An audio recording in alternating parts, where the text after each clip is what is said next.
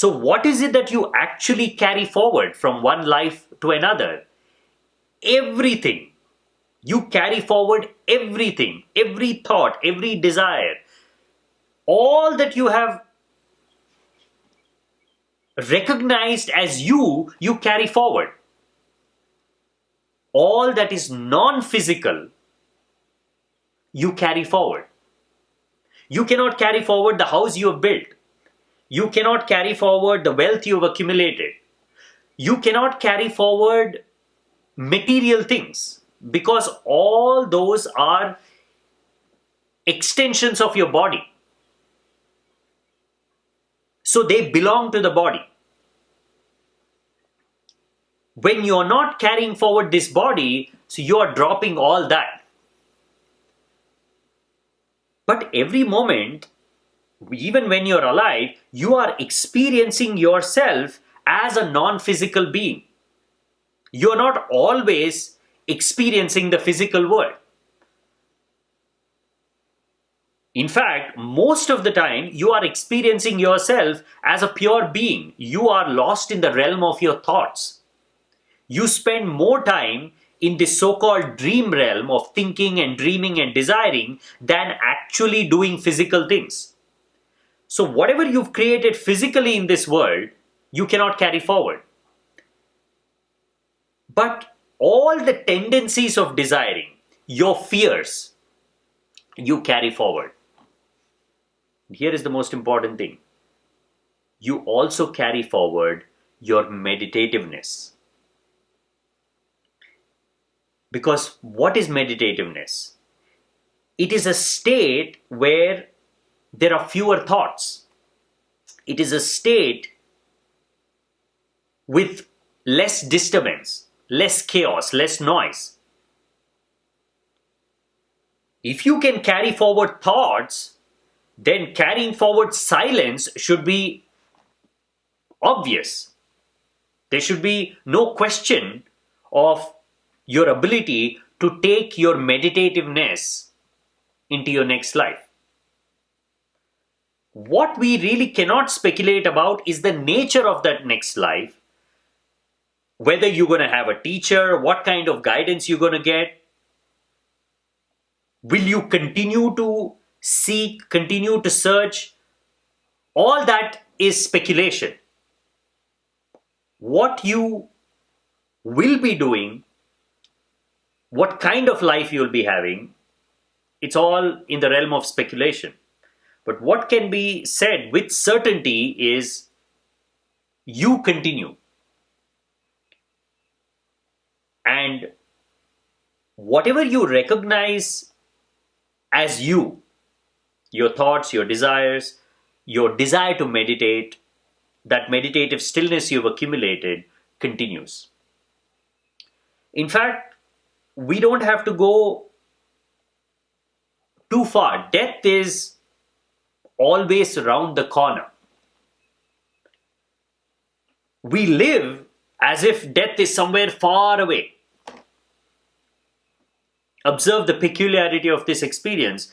Even the one who is very close to death, if you were to talk to him, he will always look at death as something that is in the future, far away. He could be ripe for death. He can die next moment. He can die the next day. For him, death seems to be a very far away experience. Only to the one who is going deeper, consciously inquiring into the nature of death, death is close. If you have spent enough time meditating, and if you are ripe for realization, if realization is round the corner, only you can say, I am close to death. It's round the corner. I'm going to experience it. But for the one who's lost in the dream realm, death is always far away. In fact, death is a totally alien concept for him. That is why he's never ready to die. A pastor was driving on the highway when he saw a sign that said, Turn around, the end is near. He ignored the sign and kept driving, convinced that he was doing the right thing. Suddenly, he heard a loud crash and his car veered off the road. He looked up and saw that he had crashed into a giant billboard that read, "See, I told you the end was near." The end is always near, but you are so lost in the dream realm, you cannot imagine what that end is. In fact, for you, there is no end.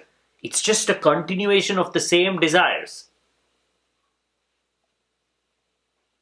You cannot even contemplate on the end. Only an enlightened man can talk about the end. Because for him, end is not an idea. End is not a theory. It is not a concept. For him, end is an experience. Here is someone who has actually experienced the end of all things. And he has experienced it in his own body, in his own living room. He's sitting, he's gone deep into his mind, he's gone deep into his body. There has come a moment when the release has happened. The mind is gone, the body is gone, but he is there. Fully alive, fully conscious. But without a single karmic residue. There are no thoughts, which means there is no desiring and dreaming that has kept him alive. There are no actions. There is nothing to carry forward. He has dropped all his karmic accumulation.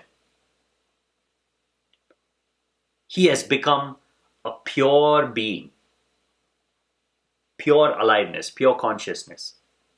For him, there is no rebirth. Because birth, by definition, is forgetfulness. Only when you forget something, only when you forget your past, you can take birth.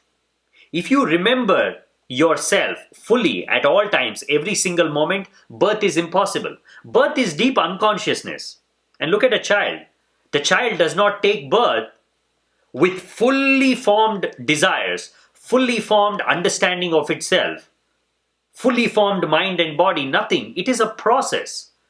It has stumbled into an unconsciousness, and there it is struggling to understand what is this realm. I don't understand where I am. So it screams, it cries most of the time. Slowly it begins to understand what's happening, and it develops a concept, and it accepts the dream realm as its reality, and it stops crying. And it stops crying when it completely forgets that it has come from somewhere else. Birth is forgetfulness, because a Buddha cannot forget. Forgetfulness is not his nature. He has awakened to himself. There is no rebirth for him. And there is nothing he's going to carry forward. This whole idea of carrying forward disappears for him. But for the one who's stuck in the mind, he carries forward the totality of his experiences. If he has lived unconsciously, if he has lived in pain, if he has lived in misery, that's going to continue. That is why a meditative lifestyle, meditative way of looking at life is not limited to this life. The meditativeness that you acquire continues. In a way, that is what we refer to as the merits that you acquire in life. If you do good deeds, if you have done something good, it's going to help you in your next life. But what is this good? It's not good that you have done to others. It's not good in the outer world. It's understanding of yourself. It is the deepening of the experience of your being. Now that continues forward.